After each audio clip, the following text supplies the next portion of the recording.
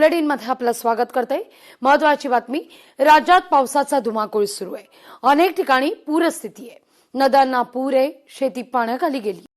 नागरिकांना सतर्क राहण्याचा इशारा सुद्धा आहे।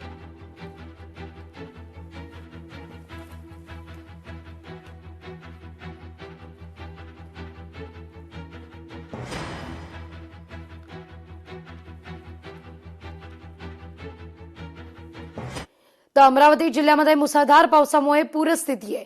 उपमुख्यमंत्री सुनेत्रा पवार यांच्याकडून आढावा घेतला जातोय। प्रशासनाला तातडीने मदत करण्याच्या सूचना सुद्धा आहेत।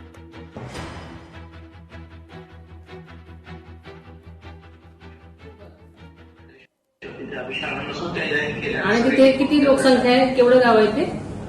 साधारणतः 2000 लोकसंख्येचं गाव आहे, छोटं गाव। अच्छा, बरोबर। तसं मग तिकडचा संपर्क म्हणजे होतोय का, म्हणजे फोन बिल लागतायत का? तिथे जाणार दोन्ही रस्ते ते पाण्याखाली आहे। अच्छा, आपल्याला पण म्हणजे मोबाईलने वगैरे संपर्क असतो, हे होतो मोबाईल बरोबर सरपंचांच्या रात्रीपासून कॉन्टॅक्ट होत आहे। बरोबर ऑलरेडी काम जसं नाल्याजवळचे जे घरावरचे खर्चे त्याच्यातले लोकांना त्याने ऑलरेडी शिफ्ट केलंच होतं। बरोबर तिथे पीएचसी आहे बरोबर, मध्ये शिफ्ट केलं लोकांना। तसं बाकी काही प्रॉब्लेम नाही तिथे गावात। रात्रभर आणि बाकी कशी परिस्थिती आहे सगळीकडे? बाकी सगळी व्यवस्थित आहे। जे फक्त दोनच तालुके म्हणजे नांदगाव, खंडेश्वर आणि थोडासा चांदूर रेल्वे, दोनच तालुक्यांमध्ये जास्त अतिवृष्टी झाली। बाकी 12 तालुक्यांमध्ये काही विशेष असं रिपोर्ट नाही। बरोबर, काळजी घ्या सगळ्यांची, नागरिकांची गैरसोय होणार नाही याची काळजी घ्या आपण सगळं।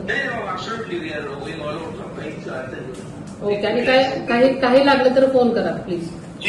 Okay, thank you. हा येतोय। Good morning. लोकशाही मराठी ऐका, पहा, जागरूक रहा।